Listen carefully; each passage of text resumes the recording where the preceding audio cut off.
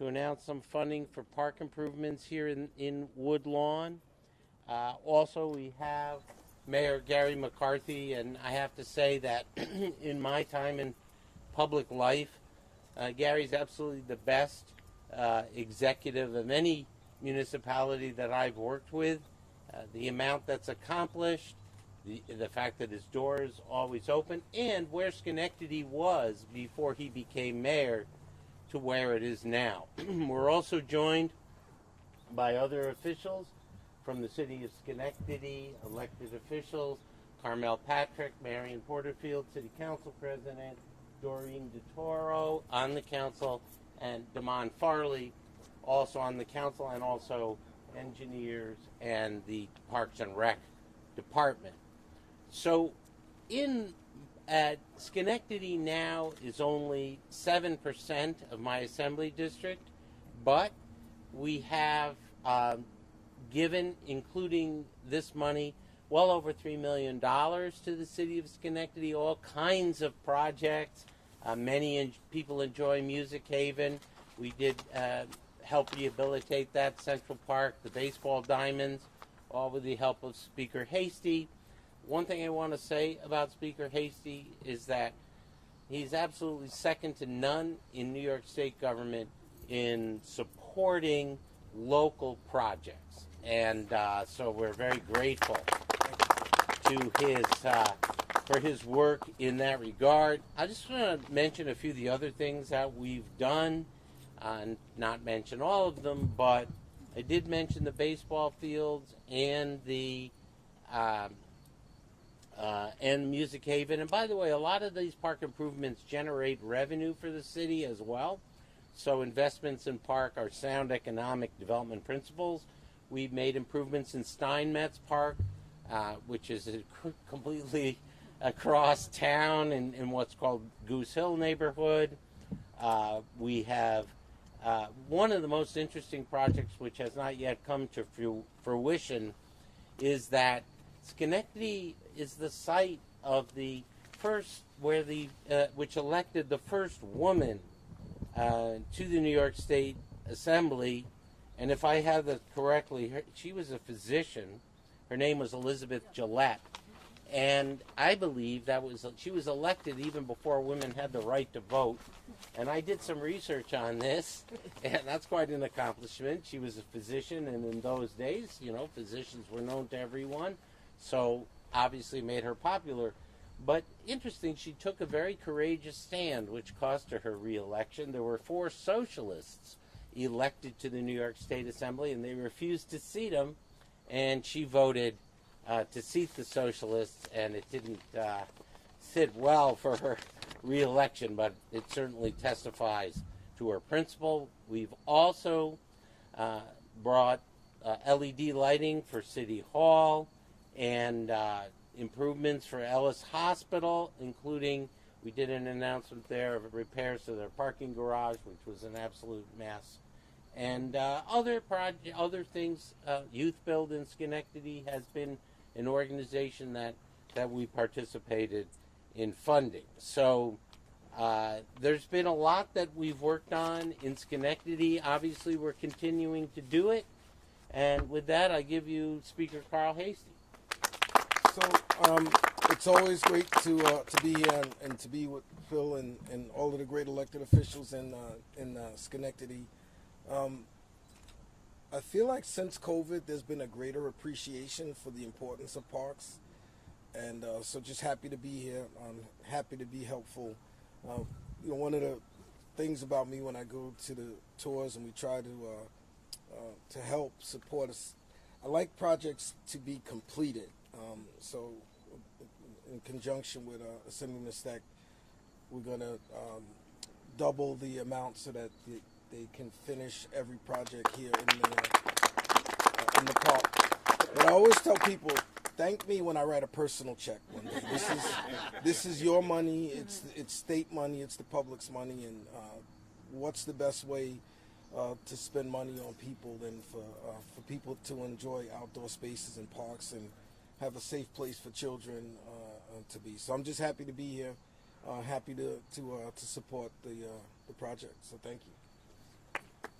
Thank you very much, Speaker Hasty. Now I'd like to introduce the mayor of the city of Schenectady, Gary McCarthy. Thank you, Phil. Appreciate everyone coming out today, and it's always a pleasure to have the opportunity to greet Speaker Hasty back to the city of Schenectady. Because that assembly leadership, which includes Assemblymember Steck at Santa Barbara here, and the Speaker manages a very diverse and talented caucus within the state legislature. And he produces significant results that we've seen here in Schenectady, whether it's at Mohawk Harbor, at Central Park, some of our business community, but through cities. I had the opportunity to be president of the New York State Conference of Mayors, and that message goes across the state, where communities see the assembly leadership as partners, problem solvers, and people that make a difference. And again, Speaker, I thank you for contributing a little bit more today that's going to make a difference here in Woodlawn Park, and it increases the value in the adjacent neighborhoods. When we have parks facilities that are second to none, whether you're here in Steinmetz, Front Street, Central Park, people take pride in that. It gives them an opportunity to take advantage of the investments, and their houses are worth more. And so it improves the whole ecosystem within Schenectady and other communities. And so again, Mr. Speaker and Mr. Steck, I thank you again for your partnership, your friendship, and again, look forward to working with you in the future. So before I introduce the last speaker, I just wanted to mention that, in fact, the ability to bring in revenue to be used for tangible results, like what will be done here and what has been done throughout my assembly district, is really one of the most joyous parts of being a member of the New York State Assembly. We all like getting our bills passed, and they're conceptual, and they do things for people in the long run. But these type of things do things for people in the short run, and we take great pride in these achievements. So, lastly, I'd like to introduce the president of the City Council of Schenectady, Marion Porterfield. Good afternoon, everyone. I think it's still morning, actually. So just really glad to be here and to see and to thank, again, the Assemblyman and also the Speaker for the investment into our city parks. Here in the city of Schenectady, parks are really just a great part of our community, an opportunity for children to work, to come and play, and families to gather. So investing in this park, which are the leader of the neighborhood association for this particular park, Maureen Obie, has joined us today.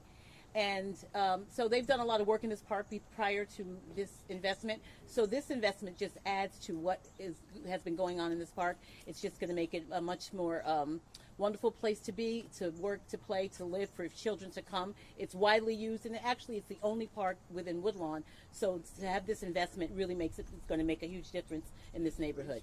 Thank you. Thank you for joining us here, those of you who gave remarks. If there are any questions for anybody, the press can feel free. Could you go through how much money it is exactly and what exactly it's going to be used for? This? Yeah. So it's $500,000, and we know that it's up to the city. That's how this works. The city will develop the plans, but a large part of it will be improvements to this building. The mayor indicated there are issues like asbestos in there and so forth, and these things need to be, addressed. The preliminary bids, and city engineer can correct me on that, for the roof is about $350,000, and there's asbestos issues on the inside. So with the speaker's additional contribution today, we're going to be able to remediate that and make this more available and open to whether it's the neighborhood association or individuals and groups that want to utilize this park and have a facility to get in out of the elements and have parties, picnics, and just take advantage of this investment. Everything that a park is for. Can you talk a little bit about the Pine Bush connection to Woodlawn? So there is not with this park, but there's a very large park space called the Pine Bush Preserve, or the Woodlawn Preserve. The Woodlawn Preserve is pine bush environment. So in the long run, we have been proposing to join the two together. We did give money for cleanup and some improvements in the Woodlawn Preserve, and the Pine Bush Preserve has been cooperative in coming in and doing some of the environmental maintenance that's needed. But in the long run, being part of the Pine Bush would, because the Pine Bush gets state funding, and so this would be a permanent source of funding to make sure that the Woodlawn Preserve is maintained and that the pine bush habitat is preserved like it is in the Pine Bush Preserve. I'm sure most of the people have been here to the Pine Bush Preserve and enjoy the walking and so forth. That's a little harder to do given the current state of the Woodlawn Preserve, but I have been through there, and it's a beautiful piece of land. It just needs the upkeep that is similar to what Pine Bush Preserve now has.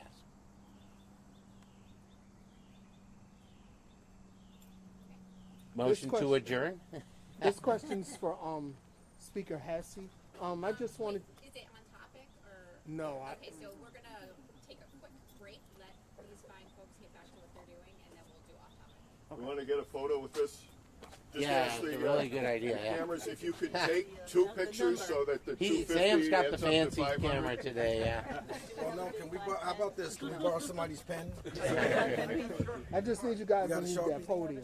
A Sharpie, yeah. No, you're gonna get a Sharpie. Good. Oh, I don't know. It's kind of heavy. Is that working?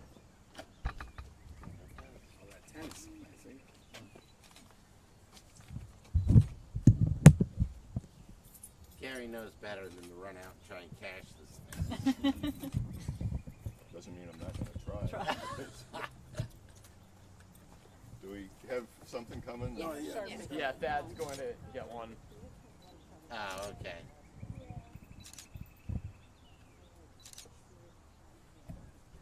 Here, I'll meet him. Can imagine it's a five. I've been trying to get it. Thanks. Spray my phone. There we go. Quiet thing on it. I think we're going to change it. Oh, Oh, that's a Sharpie. Oh, there we go. That's the photo. Right. That looks like one of those skinny Sharpies that I use. for Yeah, that's campaigning. what It is. Disconnected. We know how to improvise, you know? Make it happen. Start ready.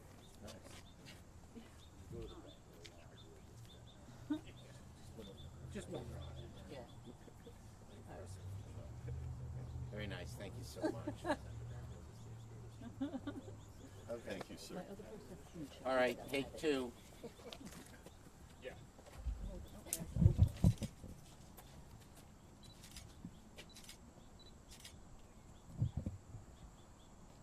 Okay. Meeting adjourned. Thank you. Been always a pleasure, sir. Good to see you again. Marion. I won't forget this. Thank you so much for increasing the amount. I've been at other press conferences with you. I like to see projects. You guys gonna ask him questions? And then, too, or- is that the one with the community center? That was probably Hamilton Hill. Hamilton is right there. That's what I say. I want to come back. Well, I think we're going to keep them at. Oh, yeah, I don't know. Yes, yes. Oh, yeah. And we actually were there on the granddaughter's birthday, and I was just looking at the building, and I was just saying, how much was it? And she's like very, like, the asphalt behind it. I said, look, I said, when somebody's like, somebody was behind the asphalt, just tell the guy they're asking for reasons. Just have it.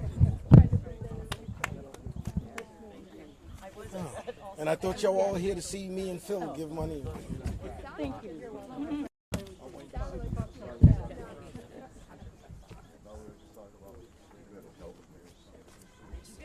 I just like to give everybody their, you know. Where's Phil? Is Phil still on the stand up there? Phil. I know, right?